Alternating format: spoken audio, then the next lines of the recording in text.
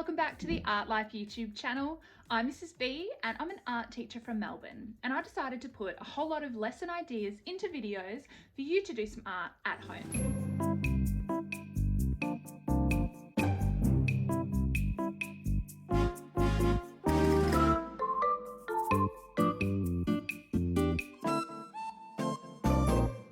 I wanted to do a really quick shout out to two of my subscribers. Their names are Ellie and Emily, and they're absolute legends because they've just let me know that they've had a look at every single one of the lessons I've created, which is an awesome effort and shows a lot of commitment.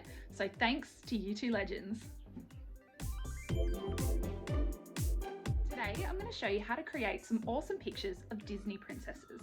As a mum of two young girls, my house is filled with Disney and all of the princesses that come along with it. So this gave me an idea to show you step by step how to create artworks of two of the most popular ones. They are Queen Elsa of Arendelle. This is a watercolour artwork and I simplify it so that you're able to create something cool like this. And something a little bit more complicated for the more advanced artists out there is a picture of Ariel.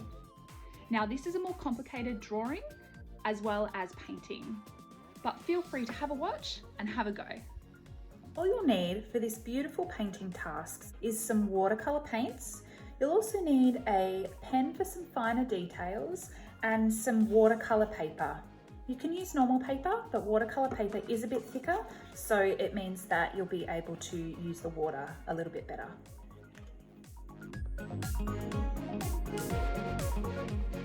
So, as promised, I'm going to show you two strategies for creating artworks of Disney princesses. Now, to start off with, I'm going to show you an example of Queen Elsa from Frozen. Now, my daughters love Frozen, so I thought this was a fantastic choice. We're going to use watercolours mostly today, but to start off with, I just want to give myself an idea of the features of Elsa. So the first thing we probably need is an oval shape for her face. Now, I'm drawing super lightly. Can you see that? Because if I draw too hard, we're going to see the pencil mark through the watercolour. So when I'm drawing, I am pressing as softly as can possibly be. Now her hair is just gorgeous and flowing yellow. Now I don't need to draw it perfectly, I'm just giving myself an idea of where her hair is. So she sort of has a plait that comes down like this, doesn't she? Across her shoulder,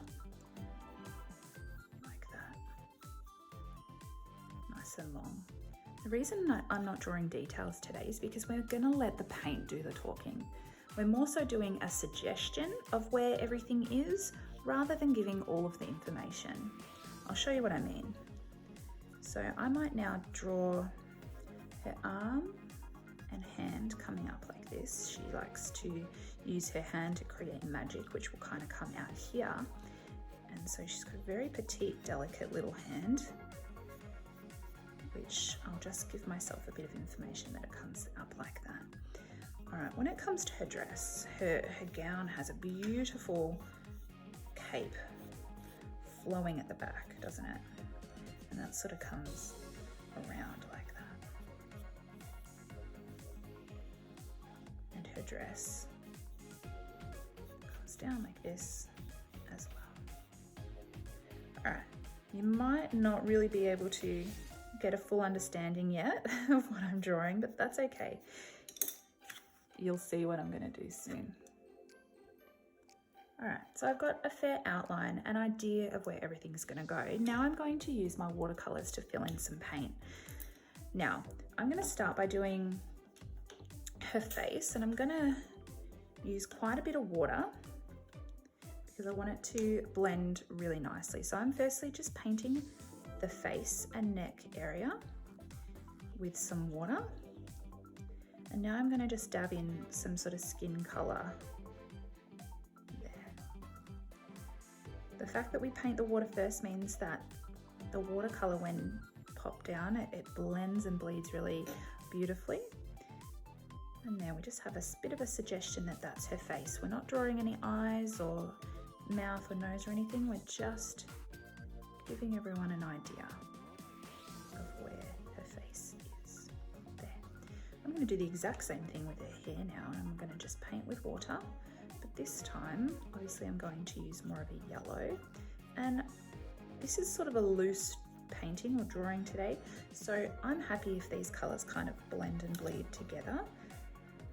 That will happen because the paint is still wet, so I'm going to get some of the yellow going into where the face is, but I'm going to try to keep it in my hair area as best as possible. You can always add water again afterwards. I'm going to use different types of yellows. See there, a bit of a darker one to add some different tone. Now, this yellow is going too much into the face area for my liking, so I can always take it away by dabbing a towel on there and then putting the colour that I actually want there. So I do want it to be fairly sort of messy, but probably not quite that messy. You can also control where the paint goes by moving it, actually physically moving the paper like that.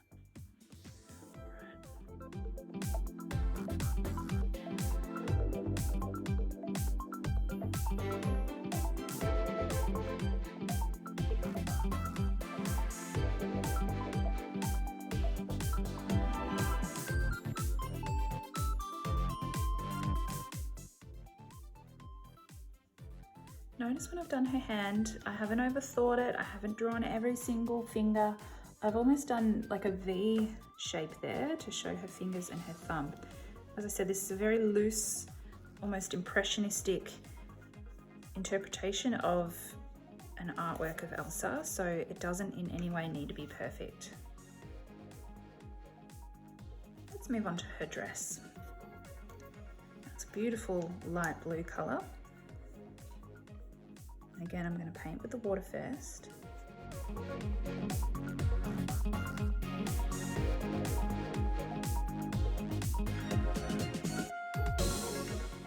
The colours will stay where you've put the water.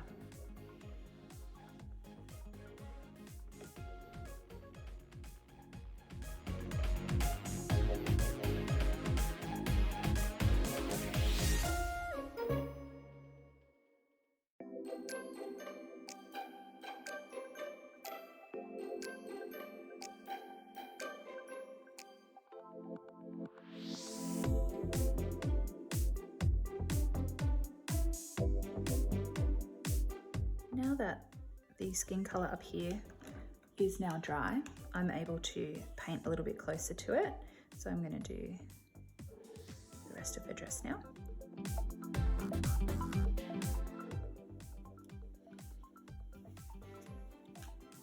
And her cape. Paint with water.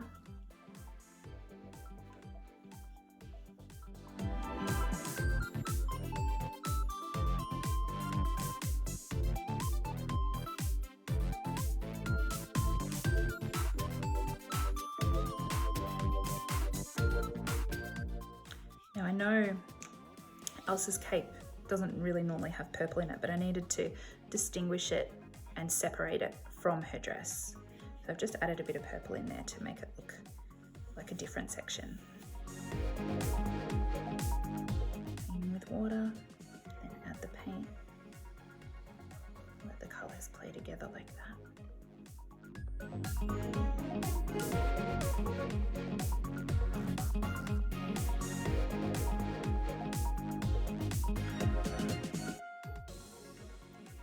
Notice now I'm sort of adding some little details.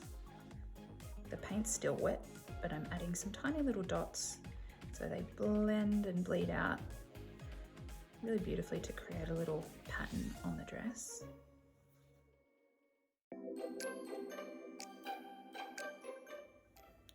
Now I'm wanting to create some magic coming out from her hands here. So I'm actually going to get a little bit of blue on my brush here and I'm going to flick.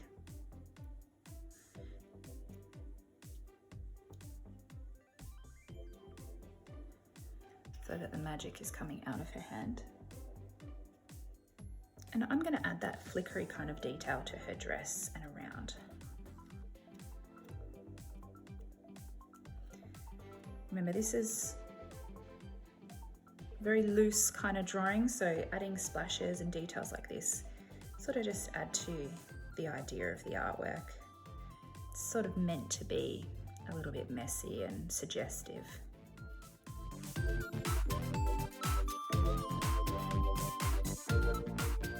See, the harder you flick, the stronger these splatters are going to be created. If you just flick really lightly like this, you'll just get some tiny little details. So depending on how messy, I guess, you want your artwork to be.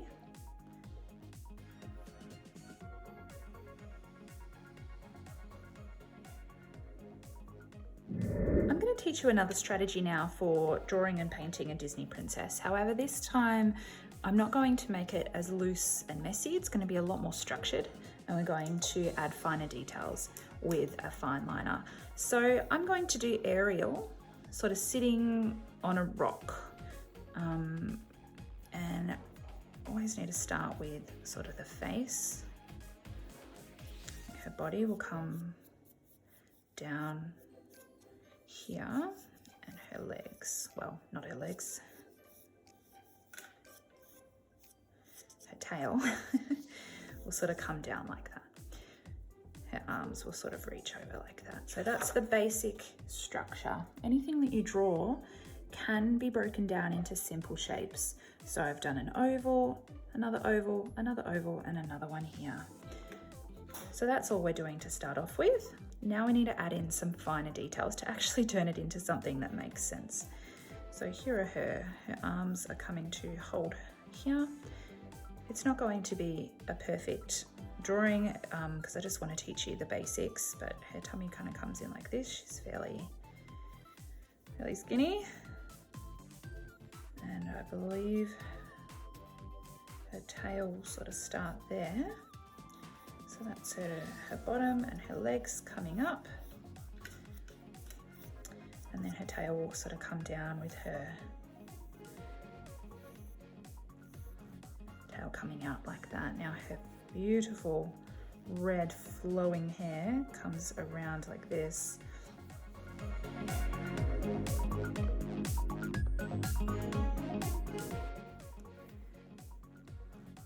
Now we're looking at a profile, so we need to draw in a little nose.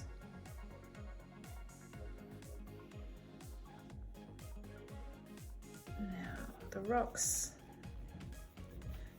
you just need to draw a few sort of wobbly lines. And we need sort of a horizon line, which is the water there. I might put sort of the sunlight in the background coming around.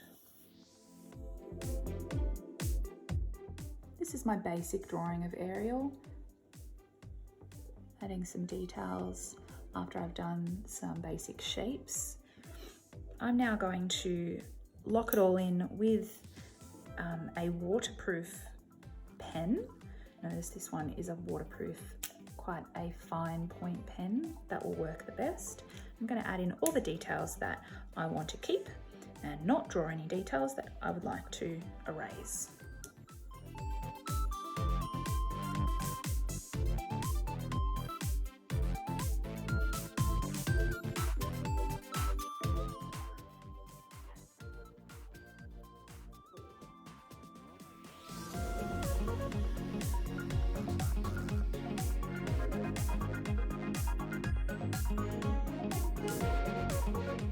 You might notice I'm actually drawing in quite a sketchy kind of way. That's just sort of my personal style. I like to do that because there's a little bit more room for error. If you make a mistake, you can sort of just scratch around it. So hopefully that helps you to have a little bit more confidence to have a go at something like this. It doesn't need to be perfect. I'm just honestly going from memory and filling in the things that I can't quite remember. And I hope that I've been able to break down sort of the simple shapes so that you feel a little bit more confident to just have a go. And you know what? The first one might not work, but the second one might.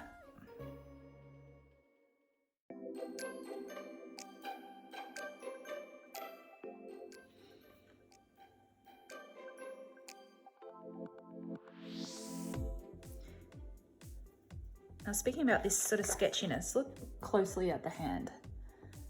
That is not what a hand really looks like, but because I've done sort of a scratchy, sketchy kind of drawing, it doesn't really matter if some lines aren't quite correct. You can sort of fix them up. And again, you're sort of just suggesting where everything is. It's not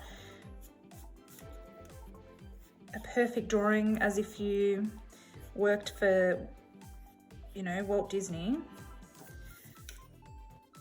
It's your own sort of interpretation of it. And rocks, honestly, look how easy they are. Wobble, wobble, wobble, wobble, wobble. Wobble sort of line. There you go, she's sitting on some rocks.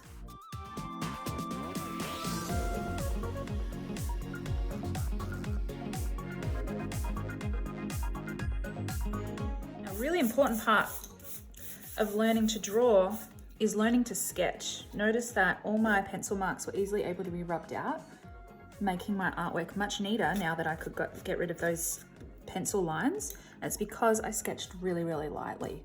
So I'm able to get rid of those lines I don't need anymore. I'm going to paint this in a similar sort of way that I painted Elsa, although I'm not going to do it as messy or free flowing. All right, this one was obviously a very suggestive kind of playful way of painting.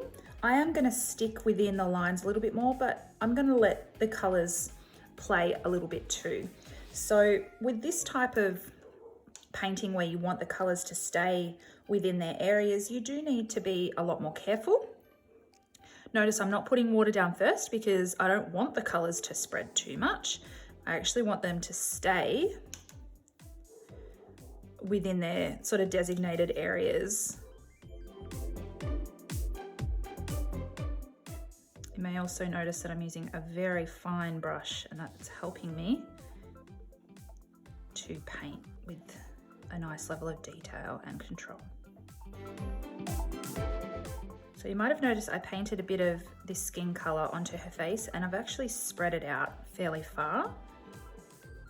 Gives a bit of different tone if you're able to put on some paint, but then gather a little bit of water to drag it out within the section. You can see we've got some lighter areas here and a darker area there. So I'm painting some purple. Now I'm using my water to spread the colour around to where I need it to go.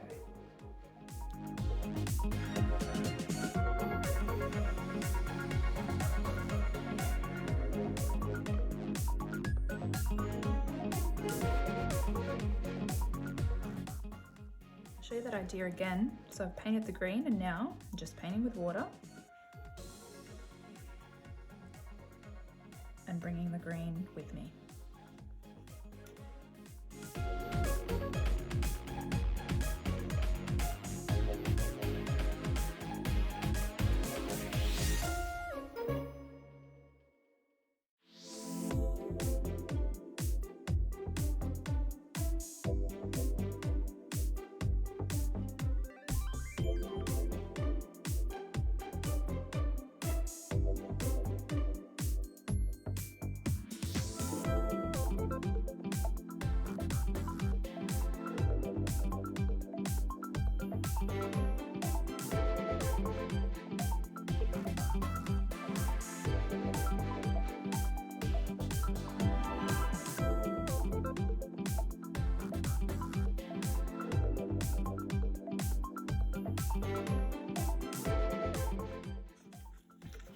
There.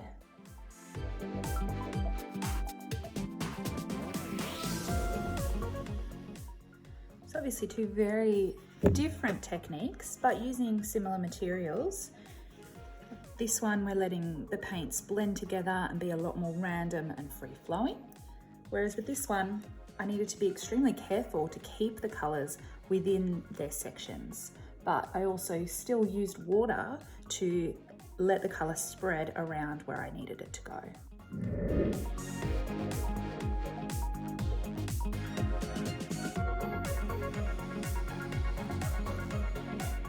So it's as simple as that. I really hope you've enjoyed doing some drawing and watercolour painting today of two beautiful Disney princesses and been able to follow along to have a go at home. please feel free to share any photos that you have via our Facebook page, as well as subscribe to the Artlife YouTube channel below for future videos. Thanks for joining me.